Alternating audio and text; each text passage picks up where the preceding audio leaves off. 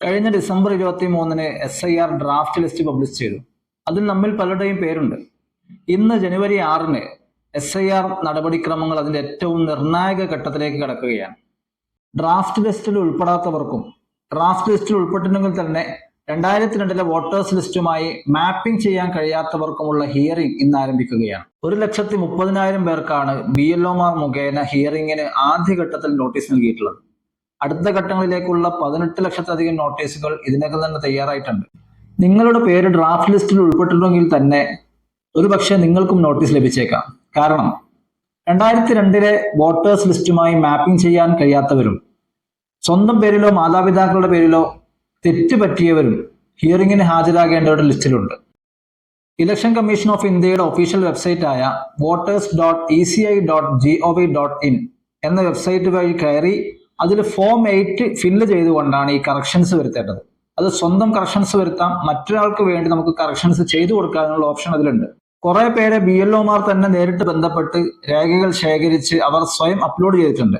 അവർ ഹിയറിംഗിന് ഹാജരാകേണ്ടതില്ല.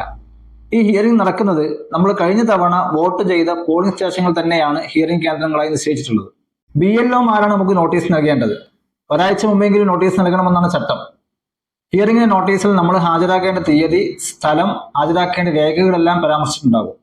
ഈ രേഖകളിൽ 13 രേഖകളാണ് നോട്ടീസിൽ ഉണ്ടാവുക. ഈ രേഖകളിൽ SLC ബുക്ക്, പാസ്പോർട്ട്, അതേപോലെ ബർത്ത് സർട്ടിഫിക്കറ്റ് തുടങ്ങിയ നമ്മുടെ ജനനത്തീയതിയും ജനനസ്ഥലവും കൂടി പരാമർശിക്കുന്ന രേഖകൾ ഉണ്ടെങ്കിൽ അത് തന്നെ ഹാജരാക്കിയാൽ നമുക്ക് ഈ കടമ്പ പെട്ടെന്ന് പൂർത്തിയാക്കാൻ കഴിയും. കാരണം പൗരത്വം തെളിയിക്കുന്നതിന് സിറ്റിസൺഷിപ്പ് ആക്ടിൽ പറയുന്ന രേഖകൾ തന്നെയാണ് ഇവിടെയും ആവശ്യപ്പെടുന്നത്.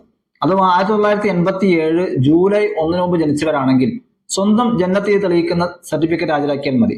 അതേസമയം അതിനുശേഷം 2004 ഡിസംബറിനുള്ളിൽ ജനിച്ച ആളുകൾ സ്വന്തം ജനനത്തീയതി തെളിയിക്കുന്നതോടൊപ്പം തന്നെ മാതാപിതാക്കളിൽ ആരുടെയെങ്കിലും ഒരാളുടെ ജനനത്തീയതിയും സ്ഥലവും കൂടി തെളിയിക്കുന്ന രേഖകൾ ഹാജരാക്കണമെന്നാണ് പറയുന്നത്.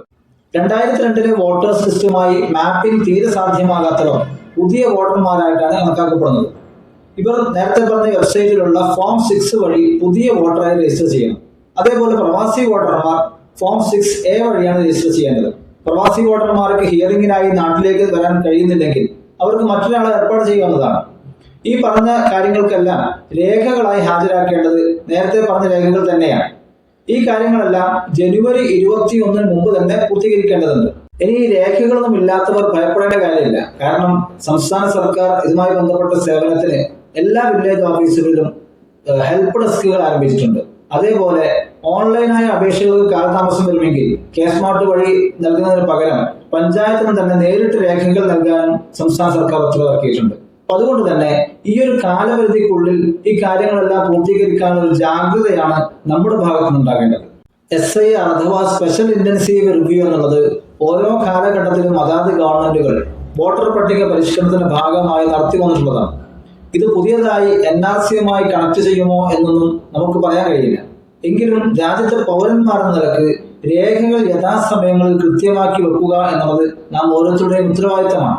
ജനുവരി 22-ന് ഫൈനൽ ലിസ്റ്റ് വരുമ്പോൾ അർഹരായ മുഴുവൻ ആളുകളും ആ ലിസ്റ്റിൽ ഉൾപ്പെട്ടിട്ടുണ്ടെന്നുള്ളത് ഉറപ്പുവരുത്തേണ്ടത് നാം ഓരോരുത്തരുടെയും ബാധ്യതയാണ്.